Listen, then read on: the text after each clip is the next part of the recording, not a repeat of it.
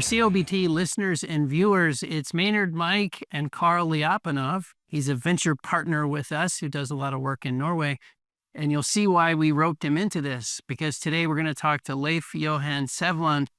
Leif is the president and CEO of Offshore Northern Seas Foundation. You know it more simply as ONS, and we know it more simply in the energy world because ONS every 2 years has a huge energy conference in Stavanger. It's coming up on August 24th. We're excited to go. It's going to be the center of the energy world for that week. Carl is part of the scale-ups, effort or division, if you will, of ONS, which puts the focus on new innovative companies. We've been fascinated by everything that's going on in Norway. And Norway, Leif, as we start to talk to you, Norway is just a fascinating energy piece of the world. It's obviously in Europe, but it's a huge oil and gas producer. It's an incredible, beautiful country. We just can't wait to talk to you about your background. I should have mentioned you were the mayor of Stavanger for many years, about 6 years. And so now you're leading ONS, but we can't wait to visit with you about the conference and all your perspectives on the world. So welcome to the show, sir. Thank you, man. It's a pleasure to be here and look forward to our conversation and not at least to host you at the ONS in late August. It's going to be a great week. It's going to be a fantastic week. It's really going to be fun, Mike. I don't know if you've seen the agenda, but we'll have Leif and Carl talk about it. But it's really quite cool. A lot of perspectives, and then obviously a European foundation, I guess, if you will, to it. So it's going to be fun. Anything you'd say, Mike, about the markets in particular before we jump in? Yeah, I know. This is, we're shooting this early Wednesday. So, I'm going to give you some stats and maybe those things change by the end of the day, but we'll give them to you anyways. It looks like, yesterday on COBT, we talked about the trifecta, right? Lower interest rates, lower oil prices, and higher equity markets. We've got two of those today. Bonds look like they're going sideways, but crude oil's down another $1 to like WTI's down to 75. But the Dow is up another 600 to 700 points, and that's because of Amgen, Goldman Sachs, and Caterpillar, right? They're about 300 points of the 600-point move in the Dow. And so just a repeat of today. So just a repeat. Like I said, things could change, later this morning, this afternoon. What I would say is, we covered the oil stuff. I mean, look, the Iranian stuff is still out there. We keep talking about, basically a deal with Iran. We'll see what happens there. This is on and off. Crude has come down quite significantly, $13, $14 in the last week and a half or so. And so crude oil looks to us to be oversold. And if we do not have an agreement, we go back to striking them, you're going to see a massive rebound in oil prices. But that's where we are right now. The one last thing I'd probably say is just from an energy, stock standpoint, we got a lot of energy companies reporting today. Devon Energy and PSX are sort of the two names we're looking at. But the one thing I would want to basically tell you about is, like, we listened to Saudi Aramco conference call yesterday, their quarterly earnings call. And I would encourage all of our listeners to listen and look at that transcript. Extremely bullish, macro framework there. Obviously oil prices are really, really, down here as of late, but I think, they make a real good justification, a real good framework for why crude oil over the next couple of years is going to be more elevated than people think. So I would say, look at that. Some really good information in the Aramco second quarter call. With that, Maynard, back to you. Yeah, very interesting. Well, we'll attach a link to the earnings call so people can have a listen. Well, Leif and Carl, thanks so much for joining. This is really, I tell you, we're delighted to be, of course, leaving Houston for Stavanger in August. That's a winning trade, right off the bat. But getting to come to the energy conference and hear everybody and see what's going on, it's going to be great. Leif, maybe I jump in with you. Your role, how'd they talk you into this? Because this is a big role. It's a lot of work. Tell us a little bit about your involvement. I have a fantastic team. We have a lot of committees like Carl setting up, and it's just like a dream. We are an extremely important place to be. We are a global energy forum. We started with oil and gas. Now it's everything within energy. is on the agenda, and we are covering the whole world. For us, it's extremely important to have, of course, we have a European outlook. We are based in Norway, and what happened in Europe is important. But we know that the growth, most of the people are not living in Norway, not in Europe. They're living in Asia, they're living in Africa. And we also need to have perspectives, dialogues, discussions about the future and what's going to happen. So we are gathering around 70,000 people. We have more than 1,200 different speakers coming in. We have a fantastic area downtown. We had the biggest dancing floor in Europe, actually, in the evenings, with a lot of debates going on in the evenings until midnight. A lot of fun, a good atmosphere to do business.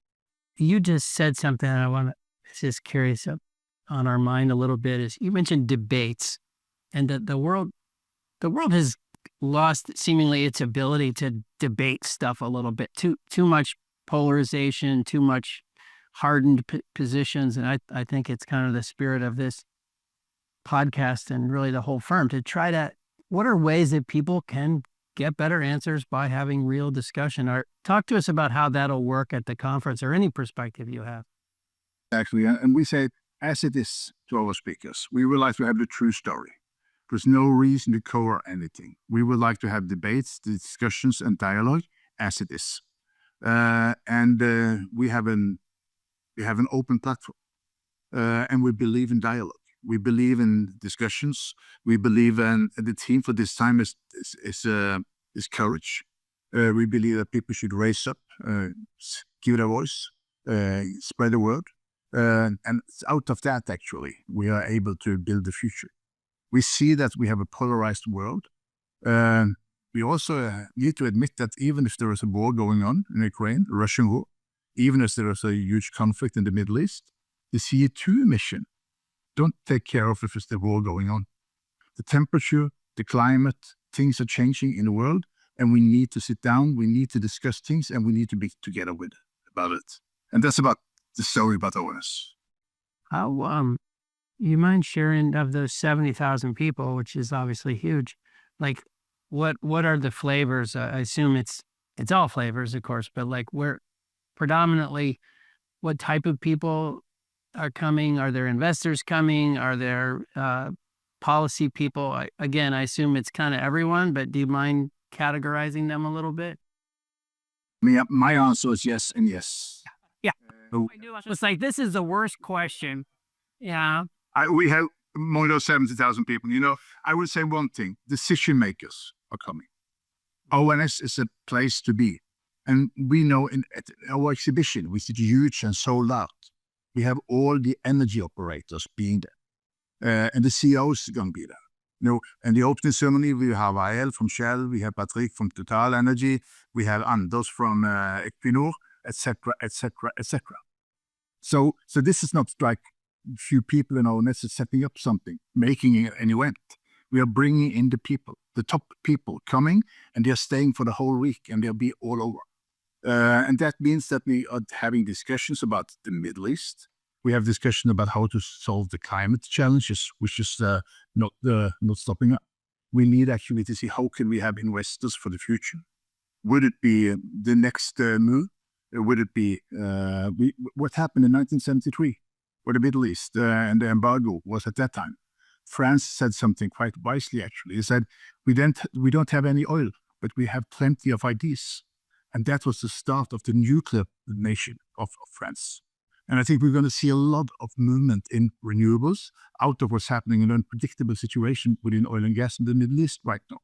That kind of discussions can be made. We have leaderships, dialogues, and we would like people to be open, frank, and tell their story. It's also a little bit, if you'll forgive the analogy, so you're doing it in Stavanger. That's an oil and gas town, for lack of a better way to say it. Kind of like if you do a energy conference in Houston, CIRA. Houston is at its foundation an oil and gas town. Do you think that ends up making for a more complete conversation around energy, that you have the roots in classic energy, and it's a good foundation off of which to have a conversation?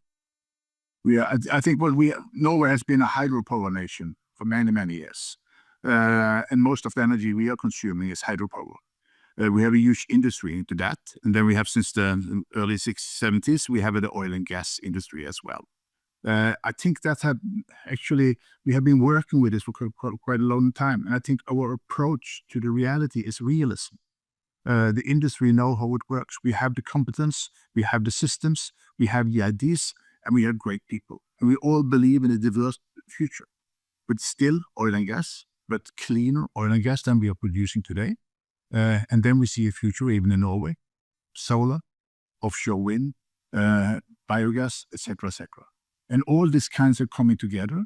And I think, as you're saying, our fundament that we have been working with industry, we know the industry, we know the society, and we have been working oil and gas and renewables together since 2008.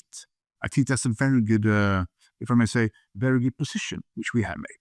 And Norway as well, a clean country, beautiful nature, but then a significant oil and gas producer and exporter, one of the most important for Europe within gas, and going to continue with that for a long time. We do a lot of oil and gas activity in Norway as well, and we're going to do that for a long time, but we need to do it cleaner, and cleaner. Carl, the innovation community in Norway is pretty fascinating. You were involved. God bless you. We had you at TPH and got to know you there. And then you went to Norway to the startup lab and you did all this startup incubator tech stuff. Now you're kind of out on your own. And then we've roped you into helping with our fund. Talk about I keep hearing more and more people saying, I'm going to Europe because there's talent there and there's innovation there. And the overall economy is maybe, it's not doing as well. And those companies and innovators are looking outside of Europe. I don't know if, Leif, I don't mean to sound negative, but there's just something going on in the tech community. I'm not doing it justice, but please describe what you think are the trends. Yeah, no, I think you summarized it relatively well. What I would say from my seat, having been in the kind of the tech world, specifically in the Nordics for the last 5-ish years, I think that the major trends in the last 2 and really the last year are a combination of things. One is this movement to industrialization. So like you have a segmentation of the Nordics where Norway has kind of divided itself out a bit, focusing on, especially within energy and the industrial side of things, into like physical AI, robotics, heavy industry, because that's where the country has a lot of history. And that's sparking a bit of a resurgence, or maybe not resurgence is the wrong word, an intensity in the startup community that's really, really vibrant. You have a lot of robotics companies, you have a lot of industrial AI happening. Opposite, maybe if you look at Sweden, which is much more software driven, it's much more kind of pure AI driven. If you zoom out and look at Europe as a whole and the Nordics as a whole, there is this trend where there's this feeling of a reawakening. There's a feeling of, okay, we have a responsibility to become a little bit more independent. We can't be as dependent on US technology anymore. So sovereign AI is a big thing that you hear. With that said, there's this interesting dilemma that's happening, that access to early stage capital is really, virtually is really difficult to come across when you compare Europe and the US. Then there's just more zeros than just about every Excel sheet in the US when it's early stage funding, whether it's customers, whether it's pilot projects. Getting things off the ground is a lot easier in the States. So what you see is this trend of companies and founders trying to build in Europe, retain ownership as much as possible here, but tap into the US market. And that's because, like you said, talent is cheaper. And, if you're trying to hire a developer in San Francisco with a European fundraising budget, it's really, really difficult. But the talent itself is just as good, arguably just as good in Europe. So this internationalization and reindustrialization is probably the biggest trend right now, and a movement away, I would say, or a correction from the climate side of things, where when you visited 2-3 years ago, not that it was there was overheated, I would say, on the climate side, and there's been a adjustment to a correction to reality around that. So summary, like a correction around the energy and climate side of things, moving towards industrialization and trying to internationalize companies while retaining ownership in Europe is essentially how I viewed things over the last year or so. Yeah, Leif, I looked at your the conference agenda before I walked in, and you got a lot of great speakers, including our own Maynard Holt here. So that's a good thing. You know, I think about the Sarah conference, and when you go to Sarah conference, they always have a theme going into the conference, and maybe some thoughts on what are the themes that you hope to hear from this call, or is there an overriding theme, and what would you hope to basically get out of the conference when people walk away? What are the 2 or 3 different things you would like them to basically remember, or recall, or just take home with them? And we set a theme. We have one word every time. And the word this year is courage. And what we are doing is actually we raise that on the agenda. We do that in different perspectives. Normally, before we start ONS, a year ahead, we try to predict how would the world situation be in 1 year. And that's never been easy, but for the time being, it's not easy at all. But we see that we have a climate crisis going on. We need to admit that. We need to do something around that. We have the Paris Agreement. We had political leadership. We have political leaders for the time being having the same courage. Then we also know that every time something has happened, it's normally sometimes the politicians are making a decision or making a speech, but it's actually the technical people, it's innovation, which is taking us further on. And we need to actually highlight and bring to the table innovation in all perspectives. And Norway has, as Carl said, we have had so many people who are working with the different challenges within energy industry, and they have always shown innovation, and we would like to bring that in EFTA. So, and then not at least, we also would like, because if we're going to find a solution of what's happening around the world, we need to have a dialogue between the southern part and the northern part of the world, which is extremely important. And we are bringing people together. We have roundtables. We have a lot of different systems where we have global leaders from south, from north, being together, having discussions and trying to find a pathway for the future. So if I say, what should people, when they're leaving ONS, what should they say? Energy is extremely important. Energy is actually the hub for everything what we are doing. And we need to find a clean way of doing it, making it affordable, and also bring innovation to the table to be sure that we have a good solution for tomorrow.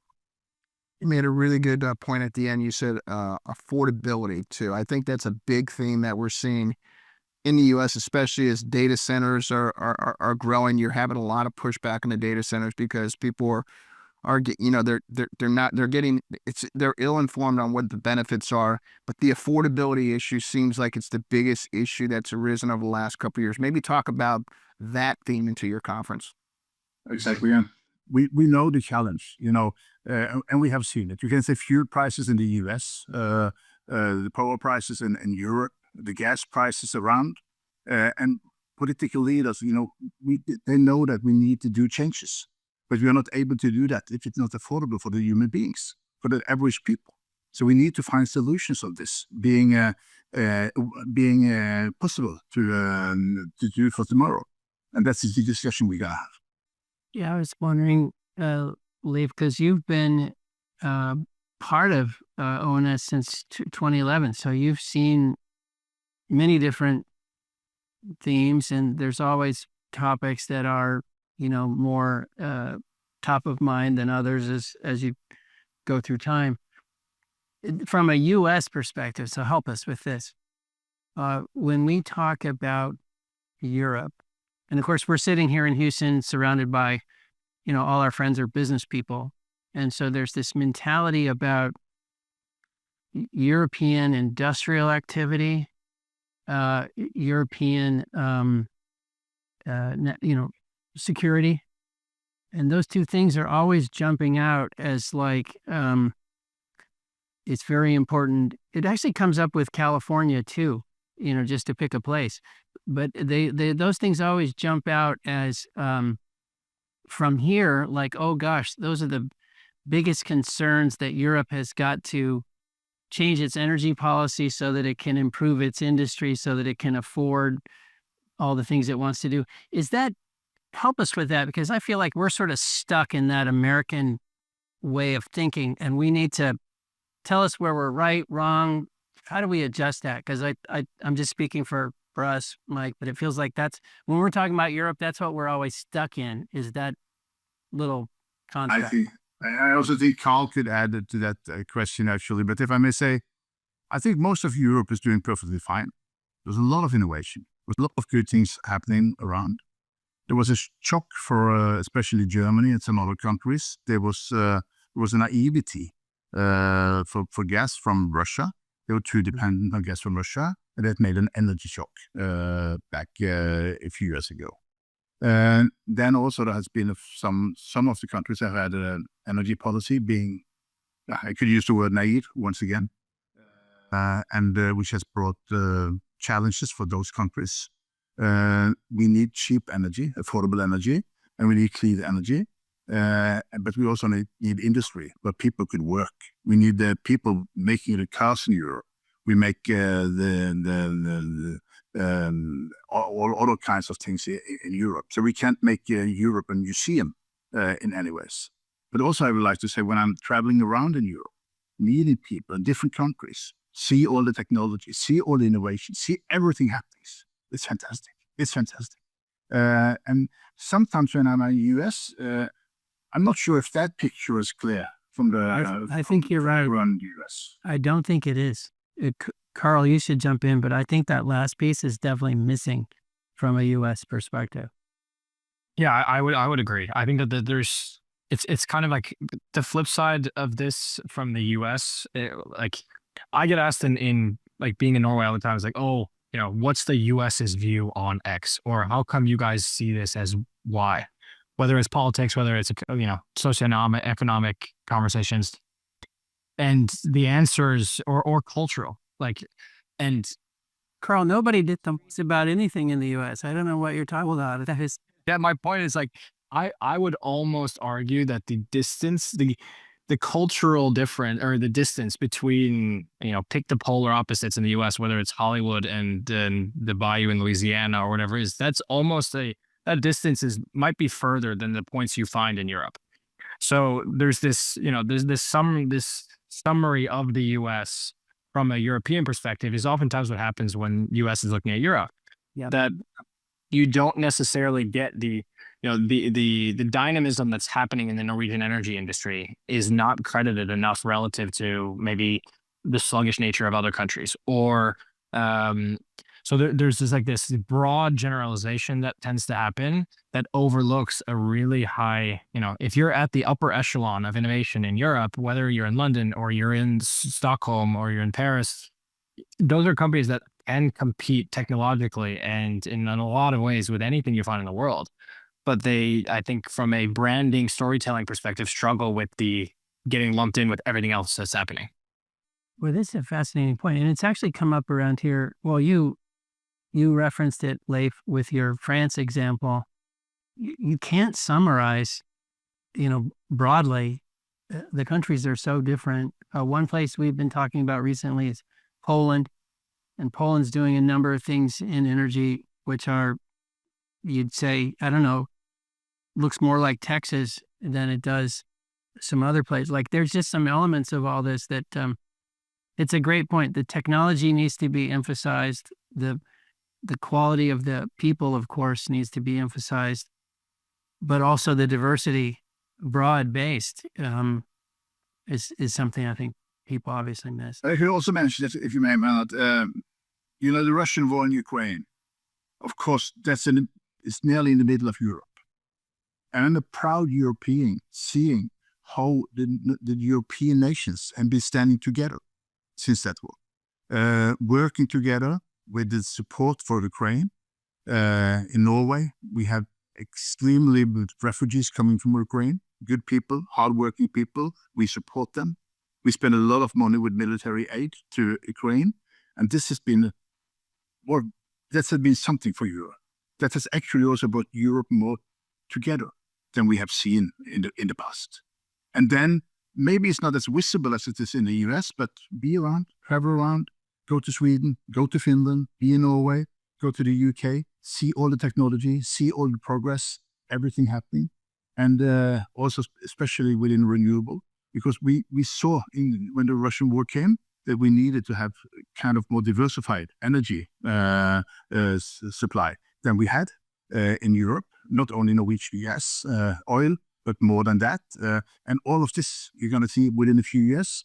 It's a kind of laboratory with plenty of new companies coming up as a result.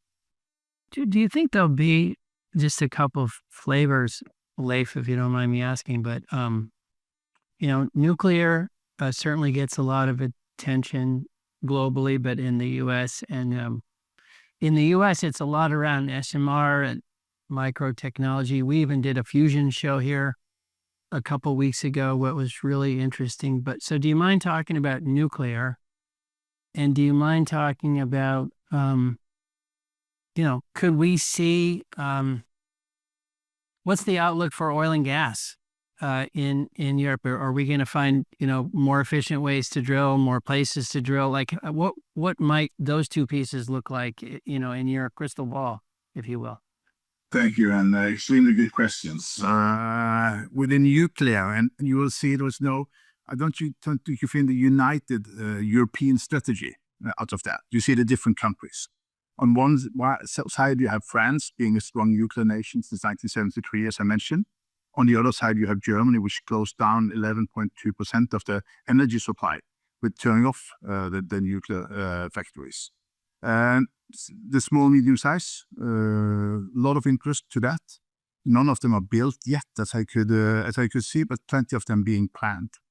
Other countries also see the full chain nuclear factories as a plan. It's still being quite expensive, back to the energy prices and to affordability.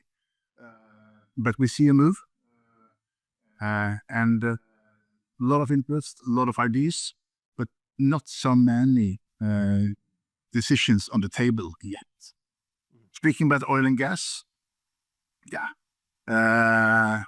the biggest one is Norway.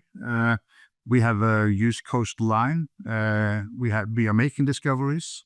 We are able to produce especially gas for a long, long time and supply Europe with that. The UK part of the North Sea is less activity, not so fresh political environment to support that. They are having a challenge with the production and not too many new opportunities for the time being. You could mention Poland, plenty of discoveries, huge discovery there. We have some different activities, but mainly it's going to be other resources being produced in Europe. So I think the main supplier for oil and gas on the European side is going to be Norway in the future as well. But we of course things are happening in Romania, things are happening in different places. Different ideas also about should we go for oil and gas in the future? Yeah, I think we have got a realism as the war in Ukraine coming up, that there is no alternative. And it's take time to build a new system. Well, I think this is one of those good examples, because you do this every 2 years, I believe. If you go back in time, maybe 2 conferences ago, if you'd said in 2026, you'll at least be debating doing more oil and gas in Europe, that would have been a big change from what we were talking about a couple of conferences ago. Absolutely. And we have our teams have been different over the years, but we see and what happened in Ukraine, what happened in the Middle East has changed the picture for sure. Leif, anything on a lot of the discussion lately around technology anywhere in the world often gets back to defense technology and defense spending driving technological innovation. Anything on that flavor that'll show up on us, whether it's drones or aerospace or anything like that? Yeah. And as Carl mentioned, we have a quite sophisticated drone industry in Norway. But we have seen many years ago, we used examples what the offshore industry did for the space industry. all the equipment being used in the North Sea being able to be used for the space industry. And we see the same with the defense industry. A lot of the things being used in oil and gas also being interested for the defense industry. So there's a close link there. And technology is technology. It's different industries, but the technology is especially the same in many places. Either it's drones, things happen underwater, etc., etc. So a lot of the companies, we see a lot of the companies in Norway, service providers, been working with oil and gas. They say we are not only oil and gas, we are energy. No, they also work with defense, they work with nuclear, they work with everything. Do you mind, since you were the mayor of Stavanger, like when you said that comment, we're not just oil and gas, we're energy. Stavanger as a town, as a city, do you mind just telling us a little bit about it and how much of it is, quote, classic oil and gas and how it's changed and how it keeps growing? I think that's just an interesting. And what is it like to be mayor of Stavanger? You got to tell us. That was Stavanger at that time was the richest city in Europe, I think. So it was quite okay to be the mayor. I was in the office for 60 years. Worked very closely together with mayors of the different mayors of Houston. Bob Lanier was the first mayor I was a colleague with back to 1995. And Stavanger has developed. Stavanger has changed. Stavanger was a quite poor city when this all started in the mid-60s. Became one of the richest cities in the world. Quite dependent on oil and gas, actually. Then we said around, must be more than 20 years ago, that we need to diversify. Because we know energy will be there forever. Oil and gas is going to be there for a long time, but it's up and downs the whole time. So Stavanger has worked really intensely to diversify the economy and have today quite solid base with other industries, other perspectives as well. We have built, we were the European Capital of Culture in 2008, which we said that we're going to be the most interesting place to settle down if you are young and would like to establish. This is the place. Let's build a place for young people. We also know that the young people coming in, they have all this innovation, they have all the dreams, they're able to create it. So out of this, we have a quite okay and diverse economy in Stavanger. A lot of people are working in the energy industry, many with oil and gas, but also with a lot of other things as a part of our community. I think nearly 1/3 of the people are born in another country than Norway. So we have people from all over the world. We are a small city, but it's a good city, and you'll see it when they'll be here in August. We are opening up, actually, as I mentioned in the beginning, when we are closing down for the day in our conference center. We are opening up our harbor with pavilions, with music, with great food, and we are continuing the discussions, the debates in the evenings. There's a lot of the same people which been on the stage on the day. They're going down. The tires is left for the day, and then we have the fresh, good debates continuing. So it's live in the city. See, it's funny, Leif, I was thinking like, God, that sounds like so much fun. And then you said, and we're going to do more debates. And I was like, oh no. It sounded like a perfectly good evening before all those debates showed up. Gonna do a few of them. I'm a former politician and I love the debate, so that's good. How, and the king is opening things up. Tell us about, that's a unique feature. You don't have many conferences that a king opens. That's kind of cool. The king and the royal family has been a part of ONS since 1974. The king is our patron, has been for many, many years, and we have a very close relationship with the family. Unfortunately, this time there has been a lot of different things in the family with some of the family members not have been which have been to the hospital, and the crown prince is also having they are having their silver wedding at the same day as we do the opening of ONS. So they're not going to be the king this time, but they're going to be there next time. They have been there before. So they're good friends of the foundation, and we have a very strong support of them. And we also have a very good understanding that if they're not able to join us for the first time since 1974, it's understandable. Oh, wow. Oh, well, I feel bad highlighting it. I'm sorry that that's not happening this year, but. Oh, no, but it's understandable. They have a good reason not being there. Very good reason. Leif, you mentioned young people. young people coming to Stavanger, building lives, and how important they are to innovation. But there's just so much. When you look at young people and you hear about their issues and you see their talents and think about their dreams, there's just so much we can all learn. And if they're stressed and unhappy, our collective future doesn't look good. And if they're happy and engaged in innovating, our collective future does look good. What would you tell us about young people and energy in Norway and how they think about the future and their lives? This is kind of an interesting topic. First of all, the energy companies is some of the most attractive companies for the young people in Norway. When they're finishing the university degrees, it's companies like Equinor, Aker, BP, Aker Systems as such, they would like to be a part of. So the branding of the companies is good, and the future for the young people is much within the energy industry. Then we have extremely young, talented people in our country as the rest of the world. It's just fantastic to see and to follow. At ONS, we are honoring that. We have our own Future Leaders program, which is ongoing for 2 years. In addition to that, we have around 6,000 young people attending ONS, being a part of our program. So they will be invited. They are our guests of honor. And as Opedal, a lot of the leaders will meet them, be together with them, discuss the future with them. And it's so important. We have so much great young leaders for the future, and we need them, one in each of them.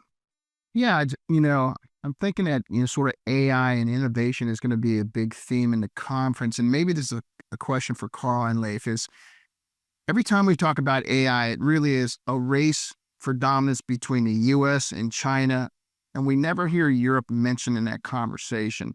And I guess my question is, are we missing something? What does it take for Europe to get into the game just from a technology innovation or whatever? Am I misreading that? Or is it, Europe is a distant third and they need to get into the game? Or just some maybe thoughts around it from both of you of like, where's the European mindset? Do they feel like they have to be dominant as well? And how did they get there? It's a really interesting question, because I do think there's I feel like I've seen over the last year a change in this conversation. This is maybe the area where you see the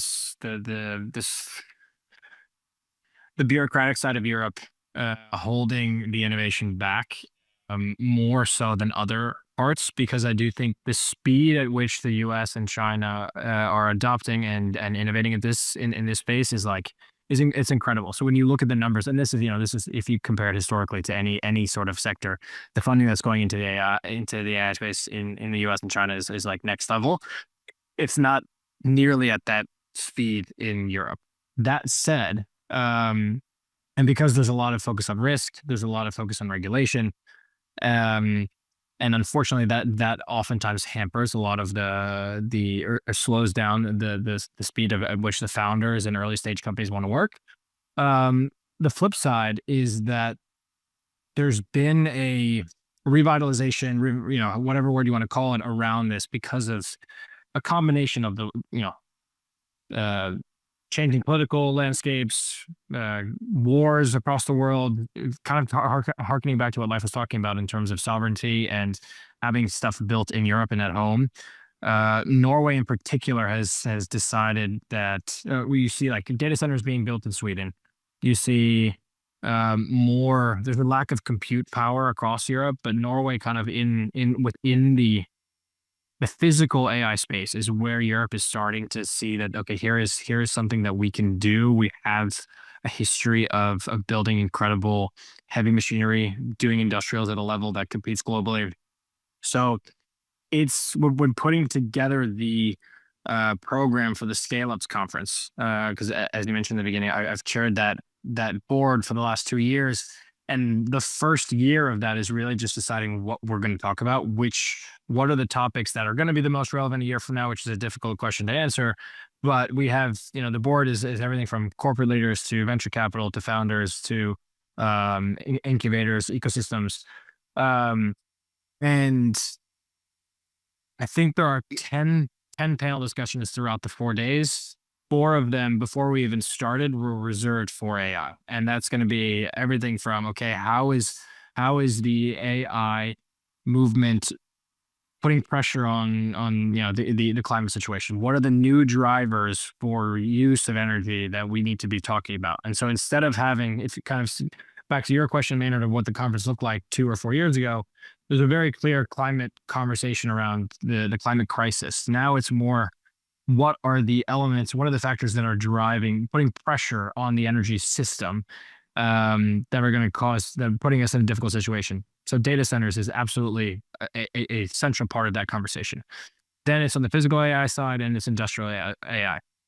That's what Norway's focused on. And I think that that's where you're going to see a lot of the development coming in the next 5 years, specifically that implemented into defense and dual use. That's where we've seen a ton of, the amount of companies applying to the Startup Lab Incubator, for example, that are focused on that and are receiving a lot of early stage funding attention, which is typically a leading indicator, is astronomical relative to the number of companies that are started every year. I think it was a excellent answer from Carl's side, and I don't have so much to add. I feel, of course, there's something with the speed, which we need to follow up in Europe, and we need to simplify what we are doing. And we have the EU, we have a lot of different nations with different standards, and we need to have one kind of policy around that. AAUs, not dominance. Otherwise, I think we're on the train, but we have other places where the train is moving faster than Europe for the time being. Yeah, the only thing I would add is, Europe being in that conversation is really, really good for the rest of the world. We need a balance. Well, it's also fascinating because when you that framing that you had there's AI technology development, and then there's sort of AI adoption. Because I was thinking, Leif, it's probably been a month ago or so, we had Carl Hersvik from Aker BP come on COBT, and he went through kind of piece by piece of his company, everything they're trying to do. And it's phenomenal. And it's got to be, amongst the leaders in oil and gas globally in terms of AI adoption. So, but it's also, not to belabor this, but in a different world, we would have said it's the West versus China. And now we are starting to think, Carl, you hit on some of this, but people are starting to think more in blocks. And that's just a new feature of today's world. Well, Leif, what did we miss? What did we not talk about? We got an incredible agenda. We got 70,000 people. It's global. We're having fun at night. We're debating. What else did we not touch on? We mentioned the young people, the young people. That's fantastic. We're going to have the dialogue. I think actually in courage for me, there's to follow up the courage, the team, it's the need for action. If I could give one advice when people are sitting on the planes, back to the US, back to Africa, back to Asia, wherever they're going, think action. We need to speed up whatever to happen. All the challenges are still there, and they haven't been solved. Everyone needs energy. They need clean energy. They need affordable energy, and it's our responsibility to give them that energy. And then politicians need to take actions. Technology leaders, innovators, you, me, Carl Hersvik, Carl, everyone. We need to follow up. Stop talking, start working. I think that's the main message for the future and for the next move for ONS 2028, actually. Then they could go back and deliver the results. I like that. Stop talking and start working. We're talking. I guess we better start working. Well, Leif, this has been fantastic. We've loved working with your team. We're super excited to be there. Carl, you're a gem. Love you like a son. And we're so excited you're doing stuff with us on the venture side, and also just bridging this this gap that's come up. The certain mindsets you get in these mindsets, and it's important to break those down. So you're doing so much for that. So thank you, guys. We're excited. Likewise, it's been a great pleasure. All the best, and thank you for inviting. Look forward to continue the good relationship and continue the cooperation. So thank you to all of you. Absolutely. See you soon. Couple of weeks. Thank you, and bye-bye. Bye.